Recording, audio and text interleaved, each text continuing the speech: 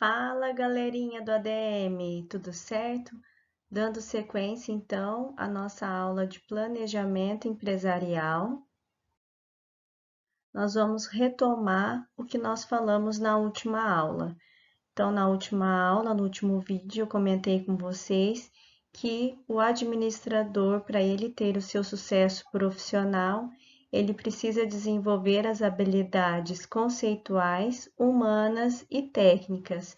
E além dessas habilidades, ele precisa também desenvolver 3 competências duráveis, que é o conhecimento, a perspectiva e a atitude.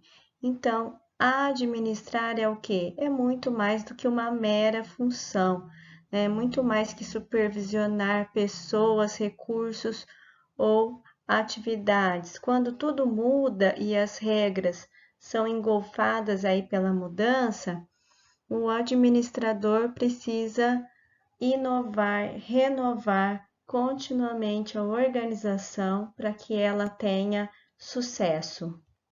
Mintzberg, ele identificou 10 papéis específicos do administrador e resolveu dividi-los em 3 categorias: interpessoais, informacionais e decisórios. Mas antes a gente precisa aí definir o que é um papel. O papel ele representa todas as atividades que o administrador aí vai conduzir, vai guiar para cumprir as 4 funções básicas da administração, que é planejar, organizar, dirigir e controlar. O primeiro papel aí que ele explica são os papéis interpessoais e que estão relacionados às habilidades humanas. Os papéis interpessoais, então, mostram como o administrador interage com as pessoas e como ele influencia os colaboradores da empresa.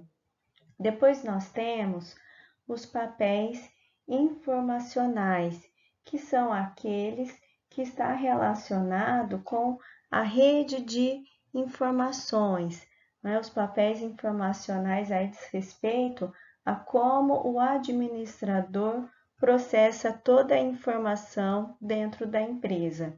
E por último, os papéis decisórios, que mostram como o administrador utiliza essas informações em seu benefício para tomar as decisões corretas.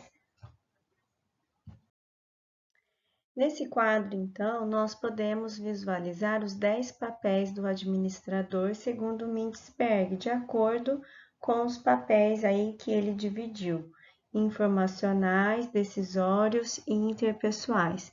Nos interpessoais, nós temos a representação ou símbolo, a liderança, o elemento de ligação, e aí eu vou explicar um pouquinho o que é cada papel. A representação ou símbolo representa a organização, como que ela acompanha os seus visitantes e qual é o procedimento que ela utiliza para assinar os documentos legais. Aí nós temos o líder ou a liderança, que tem como objetivo motivar as pessoas, treinar, aconselhar, orientar e saber se comunicar com os colaboradores. E nós temos o elemento de ligação, que é como a organização lida com a comunicação dentro e fora dela, como que ela, quais são os recursos que ela utiliza, se são telefonemas, reuniões ou elas usam malote. Dentro do papel informacional, nós temos a monitoração ou monitor, a disseminação ou disseminador e o porta-voz. O monitorador, ele manda e recebe informações e ele também mantém contato com as outras pessoas. Ele lê revistas e também relatórios.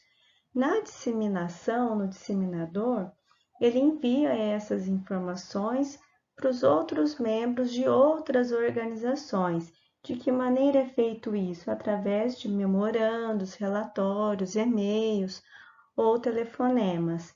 E o porta-voz, ele transmite informações para as pessoas de fora.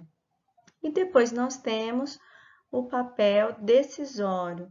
Aí nós temos o empreendedor, o empreendimento, o solucionador de conflitos ou resolução de conflitos, administração, administrador de recursos ou alocação de recursos e o negociador.